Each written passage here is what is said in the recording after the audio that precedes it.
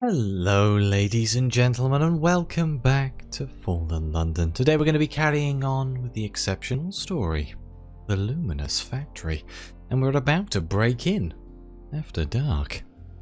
One street lamp is more conspicuous than the rest. Few cast such squidly shadows. The Tentacled Entrepreneur pretends not to notice you until you're right next to him, then gurgles a quiet greeting. You imagine he believes he was successfully skulking. There's a smaller version of his sign book tucked under one arm, but the meaningful look he gives first you, then the factory, is communication enough. He's ready when you are. Well, let's break in. You'll need to take point. Tentacles make for poor lock-picking appendages. The factory is surprisingly, or perhaps suspiciously, unguarded. Which is just as well, because the entrepreneur does not take naturally to breaking in. He hums nervously as he watches you pick the gate, then flinches violently as it creaks open. He cannot help himself from emitting a startled "oh" through. There's no time to let him settle his nerves, though. You beckon him to follow you, which he does at slightly too close a distance. The front door is similarly anxious affair, but strangely, once you're both inside, he seems to settle. Time for business. Without its workers, the factory takes on an unsettling air. Even the slightest noise produces a deafening echo.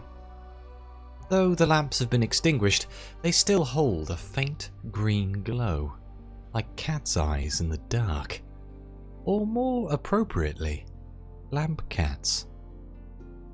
Beside you, the entrepreneur fidgets with his symbol book as he takes in the scene.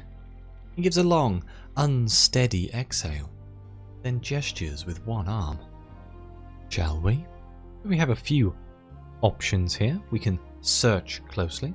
You have to keep the fuel somewhere, but where? We can listen. Silence is rarely only that. Still your breathing. Clear your mind. Or consult the Tentacled Entrepreneur. He's crouched down on the factory floor, studying something under an amber-lensed magnifying glass. What's caught his eye? Let's just start with searching closely.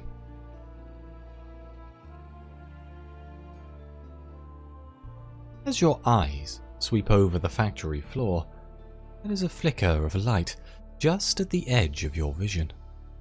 Then another. Then another. Slowly, you creep towards the source. A grate on the floor.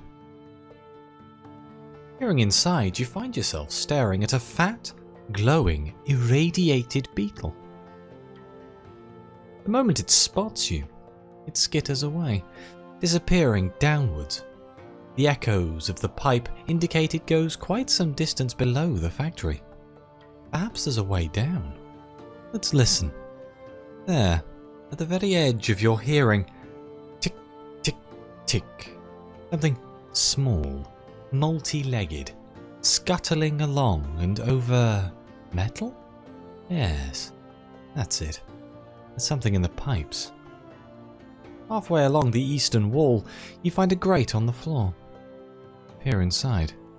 It's too dark to see anything, but the echoes indicate the pipes travel some distance below the factory. There must be a way to get down there. I can consult the entrepreneur still. Let's do it. Let's see what happens here. His pragmatism quality gives a 100% chance of success. He points out thin scratch marks on the ground, where the faintest particles of glowing fuel can be seen trapped in the rivulets. A few more gestures and you get the gist. These are drag marks, almost certainly from fuel containers. The direction should help you narrow down the fuel storage location. Should, at least. The scratches lead toward the eastern wall, and then stop abruptly in front of a shelving unit. There's nothing particularly unusual about its contents. There's something off about the placement. Okay, well, let's search the walls. There's something they're hiding, if you can but see it. A button? It takes surprisingly little time to find it, once you can guess what you're looking for. Your fingers locate a switch, carefully painted to blend in with its surroundings and partially obscured by a tool rack. You beckon the entrepreneur over to take a look. "Oath," he says, and reaches past you. Clunk. The wall makes a few mechanical groans, and the tool rack slides away to reveal a narrow opening. A familiar, ghoulish green light emanates from with. The entrepreneur makes a satisfied gurgle, then steps back and inclines his head. You first. Inside the narrow opening, find a dumbwaiter and an even narrower set of stairs, spiraling down into the dark. You opt to take the latter. As you reach the bottom, you step out into a cavernous space, laid out in an almost exact mirror to the factory above ground. 2 long work tables stretch out in front of you. At one end of them, barrels of fuel cakes are stacked neatly, ready to be loaded into the dumbwaiter. At the other is a great glass structure. You could almost mistake it for an oversized lantern. The light from within is more than enough to illuminate the entire room. The movements within doesn't come from a dancing flame, though. Instead, as you approach, the glowing mass resolves into hundreds, thousands of shimmering beetles.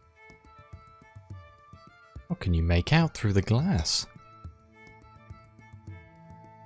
They remind you of phosphorescent scarabs, but bigger and brighter, with a harder, more mineral-like shell. You pick one to follow with your gaze.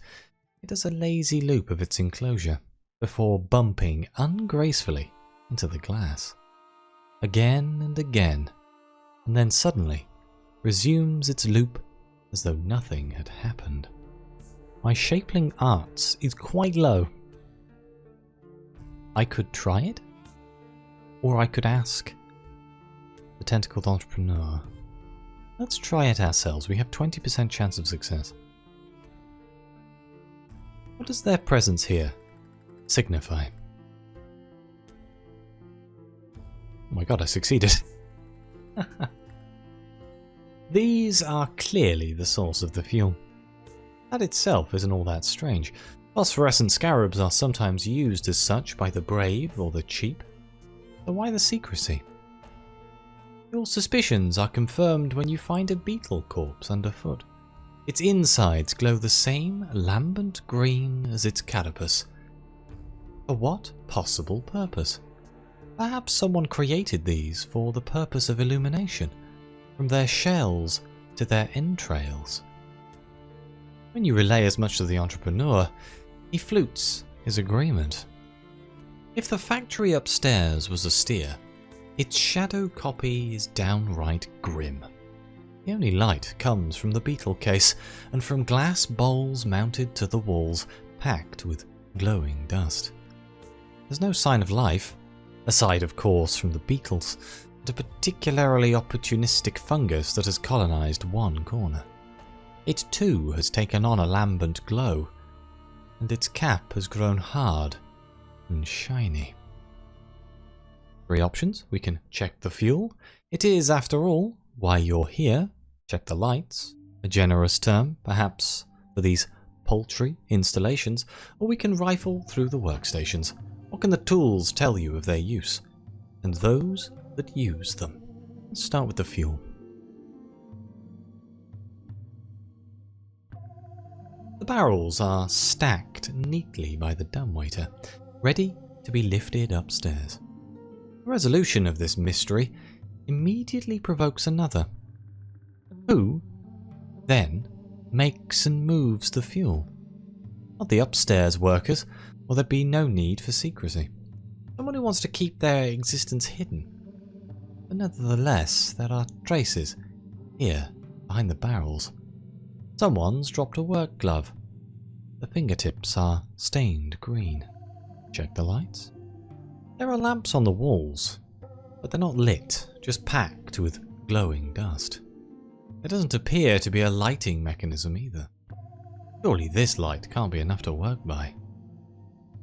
As you're pondering, a beetle flits past you to land on the brightest of the lamps.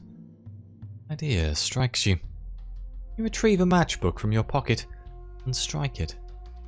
The flame is alight for barely a moment. No less than 3 beetles careen towards your hand, knocking the match to the floor, where it sputters out. Oh well, let's rifle through the workstations. The benches are laid out the same as those upstairs. 2 long tables stretching from one end of the room to the other. Closest to the dumbwaiter, there are round moulds and trowels coated in glowing residue. As you follow the process backwards, skimming past the occasional torn wing or antenna, the tools on the workbenches become less obvious in their utility. You can make a reasonable guess at the use of a set of scalpels or the beetle-sized nutcracker. Less so the pair of clippers, the length of your arm. Let's search for a way further into the factory. Clearly this isn't the end of your investigation. There is a hallway, or perhaps tunnel would be more accurate, leading off into the darkness. The entrepreneur manages to tear himself away from observing the beetles to follow you. Faint glow from the wall lights is even dimmer here. You inch forward, one at a time, keeping your hand to the wall. It's not long before you feel metal under your fingers instead of stone. You found a door. Just as the work tables and tools above ground have mirror images down here, so does the supervisor's office. Glowing powder collects in the engraved metal, spelling out the word matron in luminescent print. You recall the supervisor's sob story of her missing co-owner. 1 office above ground, 1 below. 1 owner above ground? You exchange glances with the Tentacled Entrepreneur. It's difficult to tell if the wriggling of his face tentacles is from nervousness or anticipation. We can either knock. Just because you're trespassing doesn't mean you can't be polite. We can try the door, perhaps it's unlocked. After all, who else is coming down here? Or we can let the Tentacled Entrepreneur handle it. He's staring at the door with an intensity you've not seen before. Perhaps best let him handle this one. Let's let the Tentacled Entrepreneur handle it. Seems like the more interesting option. You take a step backwards and gesture for the entrepreneur to go ahead. He straightens up, gives you a firm nod, raises a tentacle. It hits the door with a less than impressive squelch. Is someone there? The voice that rings out is surprisingly warm, as though greeting an anticipated guest, not a nocturnal interloper. The door's unlocked. Do come in. The low ceiling and bare stone walls give the matron's office a cramped feeling, not helped by the haphazard jumble of furniture its owner has collected. A walnut desk, several mismatched chairs, faded music hall posters for long finished shows. Like the rest of the underground factory, it is lit only by jars of glowing beetle dust. In the middle of it all sits the matron herself, watching you with her one good eye. The other is clouded over with that same sickly green of beetle dust, spider webbing outwards under the skin. At her side stands a younger woman with a similar affliction. Patches of hard, shiny substance marring her skin. Well, let's greet the matron. She's looking at you expectantly. From behind her rickety desk, the luminous matron greets you with a warm smile. You're the one who visited earlier in the day, yes? She doesn't pause for an answer, instead raising a hand to tickle the shell of a beetle nesting in her hair. The little ones have been fussy all day. I was about to send one of the Jute bugs to fetch you. At this, she inclines her head towards her assistant, a young woman who appears to be growing thick segments of faintly glowing chitin from her bare arms. "I'm sure you have questions, and I won't deny the chance for fresh conversation is enticing. We grow peculiar down here, but I must warn you." He looks askance. "The dust in the air down here is hazardous. Must not stay longer than absolutely necessary." Her lips quirk into a wry smile. "Unless, of course, you're looking for a new occupation." Oh dear. I can just start at the top here. Ask if she is the co-owner. A leave of illness, the supervisor had said. That certainly seems apt. "Indeed." The matron closes her eyes, lost briefly in memory. "We've been friends a long time. We opened this place together. Her idea, originally, so that I wouldn't have to work on the floor all my life like our mothers did. And here we are." The edge of bitterness creeps into her voice. "Once I became afflicted, we agreed it would be best if I managed affairs down here more directly. A hands-on approach, as it were." "Do they speak often?" "Once a week or so, reporting on finances, staff changes, that sort of thing."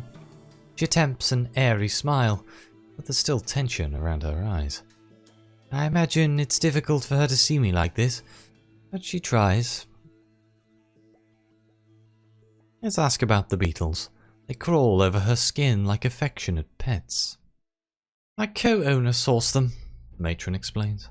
She gently grasps the one in her hair, plops it into her open palm, and holds it out for your inspection. "Lovely little things, aren't they?" It wriggles its antennae imprudently at you. Beside you, the entrepreneur returns the gesture with his face tentacles. "And the fuel?" "Yes, well," she says awkwardly, "they are just beetles. The fuel is their chitin ground into dust. Not pleasant, and some can be induced to molt. We're trying to encourage those ones to breed." She rubs her thumb idly over the beetle's shell. "Although lately..." Wait for the end of the sentence, but it never comes. Let's ask about June bugs. It's a fanciful name, but the reality is much less so. "Our first set of workers started noticing the changes a few months after the work began," the matron exhales unhappily. "Once we did, of course, we limited the number working directly with the fuel, but the damage was done. A few went to the tomb colonies, but once we got this place up and running, most of them chose to keep working here. If they can work, they can still provide for their families. It gives them comfort, I think. It's a sort of contact, despite the changes." While she's talking, the June bug beside her doesn't take her eyes off you. Her expression is uncannily blank. "Some only have cosmetic changes," the matron continues, "but others seem to have... it does something to their minds." She pats the June bug on the hand. "We couldn't have known," she adds quietly. Well, let's ask about her well-being. Quite aside from the physical changes, it can't be pleasant living down here. "It isn't ideal," she says wryly. "I miss the little comforts. And company, of course. But someone has to take care of the bugs. Besides, it won't be forever." She smiles. "Hattie, forgive me. The supervisor is looking for a way to reverse the changes. She just needs to save up the funds. It won't be long now." She resumes stroking her beetle. You note the blank space on the wall behind her that might once have had a calendar. Well, let's let the Tentacled Entrepreneur discuss matters with her. In a lull of conversation, he clears his throat authoritatively. The entrepreneur places his symbol book on the desk and begins to sign with one tentacle. About production, market share, opportunity. It's difficult to keep up from this side, but the matron is nodding along. Her gaze is drawn to his free arm, held loosely behind his back. The tip wriggles towards you, and then the door. Oh, We can sneak away. While the matron is distracted, be able to make an escape. Let's see if we can get out of here. The matron and her assistant both lean in, focused intently on keeping up with the entrepreneur's cymbal patter. Despite the stiltedness of the format, the entrepreneur seems to be enjoying himself.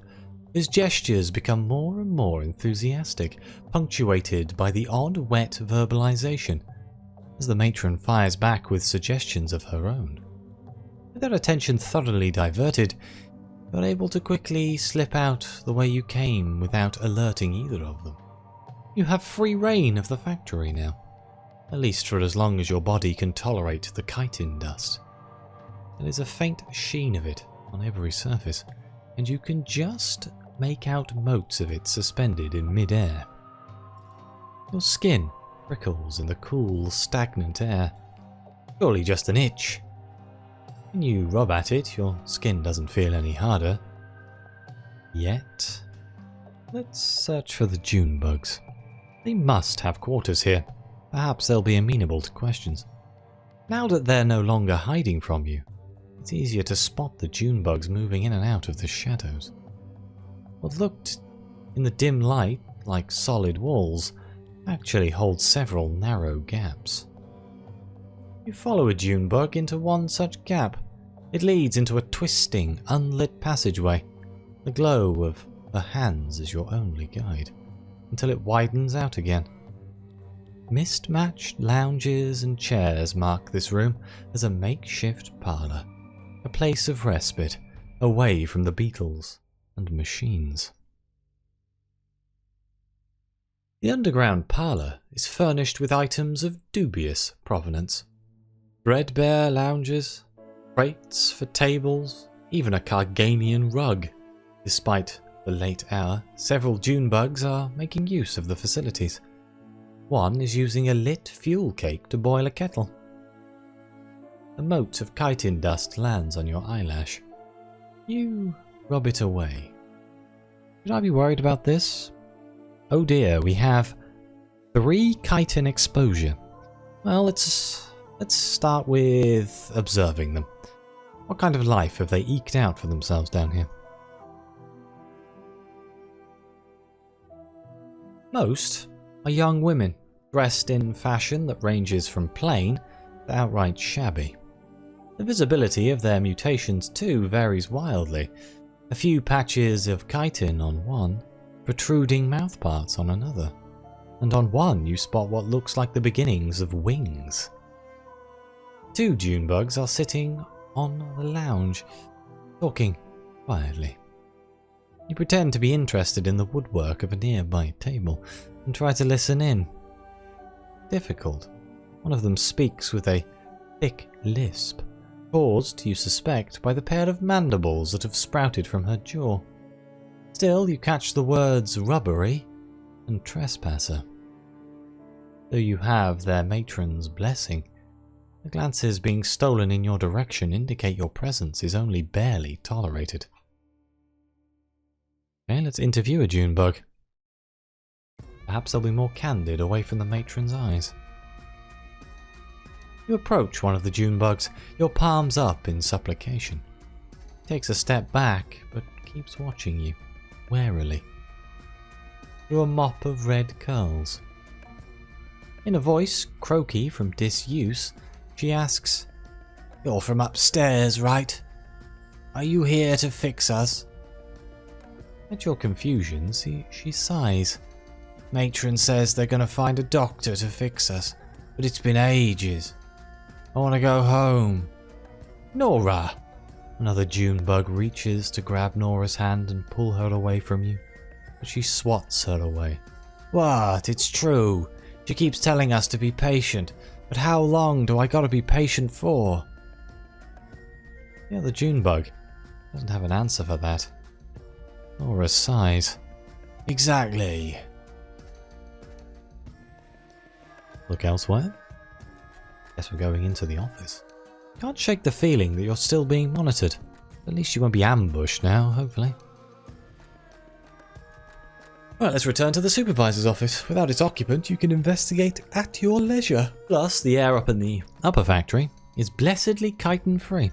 The sharp-eyed dune bug gives you a curious look as you pass her by to head back up the stairs. Doesn't bother stopping you. Perhaps their jurisdiction doesn't extend upstairs. Perhaps the Luminous matron's writ extends to both factories. The air already feels lighter as you step back into the upstairs factory. You take a minute to inhale a few greedy lungfuls, then make for the supervisor's office. A few moments with the lock, and you're in. The office is better appointed than the rest of the factory, although that isn't saying much. Nearly every inch of concrete wall has been covered with furniture, documents in frames, and in one smart and artfully positioned wallet. Likewise, papers are piled high on each horizontal surface. A half-drunk cup of tea has been left to grow cold on the desk, next to a letter that has been almost entirely scribbled out. Sorting the wheat from the chaff may be challenging, but your time isn't infinite. The air is much cleaner up here, but your throat still itches when you inhale, as though something is lodged there. A bit of chitin dust lands on your eyelash. Rub it away. Have a look in the cabinet. A large, heavy lock dangles from its handles. A lock so ostentatious it's practically crying for a break-in. A beetle flies into the glass of the door with a soft thunk, then rights itself and perches atop the cabinet. You have an audience. It's not a particularly extravagant piece of furniture. Unvarnished pine, 2 small glass windows set into the doors, no ornamentation to be seen. The padlock protecting it, however, is one of the finest Lowell's has to offer. Well, I can either pick the cabinet, the lock may look impressive, but then so are you, and so is this lockpick you happen to have to hand.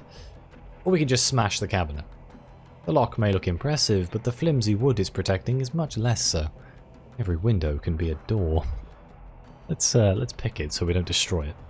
The first pick slots in easily. As soon as you insert the second pick, though, the lock itself begins to heat up. A secondary security measure. You make out the marks of correspondence, curiously coming from something within the safe, rather than of it. You work as quickly as you can, and just before the picks become unusably bendy, the lock yields. You exhale, let it aside, and reach for your prize.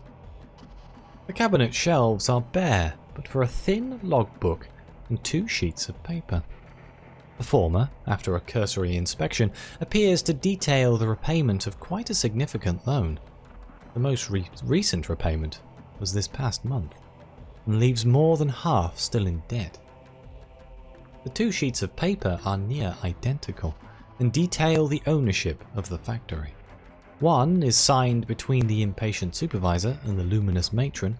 The second bears the Impatient Supervisor's signature, putting up her half as collateral for a loan, to the other signatory, the gunpowder scented stamp, Mr. Fires. You slip the contract into your pocket, reset the lock, and leave. We've subtly obtained evidence of a contract between the Impatient Supervisor and Mr. Fires. I guess we need to return to the Luminous Matron. You've seen enough of the factory, and the entrepreneur can't keep her distracted forever. The entrepreneur and the matron are still deep in conversation when you rejoin them. Junebug appears to be carefully copying down some of the symbols from the entrepreneur's book. You cough politely. The matron looks you up and down. Yes? Oh dear, our time must be just about up, she sighs. A pity. I'm sorry to cut your visit short, the matron says, with an apologetic smile, but I really can't risk anyone else's health. If you leave now, your body should be able to reject the changes. She turns to the entrepreneur. Hopefully that holds true for you as well. I did enjoy our talk. He hesitates. There's just one more thing. Would you humour me a moment? Well, let's listen to her warning. He leans in, her expression serious. Please don't tell anyone about this. Her tone borders on pleading. In her good eye, you see tears begin to well. If we get shut down, we'll have nowhere to go. The girls. She glances at the June bug beside her with a mix of pity and guilt. We're responsible for them now. And Hattie, she's going to find a cure just as soon as she has the money. The matron is looking at you pleadingly, her hands clasped on the desk in front of her. I can either confront her about the failing factory. Does she know her factory is in debt to a master of the bazaar? Or I can encourage her to take over. She deserves better than to be stuck down here. Or I can leave without causing further damage. No need to get involved here. Agree to her terms. Let's ask about the failing factory. Why not? I do believe your supervisor is lying to you. You place the supervisor contract with Mr. Fires on the table in front of her and explain what you found upstairs. The loan, repayments barely dented. A smile freezes. She inhales sharply. Oh. Shaking hands, she lifts the contract. This is interesting. Thank you for bringing it to my attention. The sudden shift to a formal tone better suited to the factory floor is undermined by the wobble in her voice.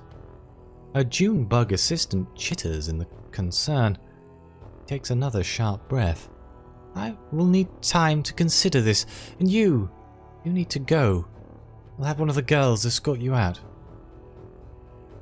You cast a glance backwards as a pair of June bugs corral you out of the office.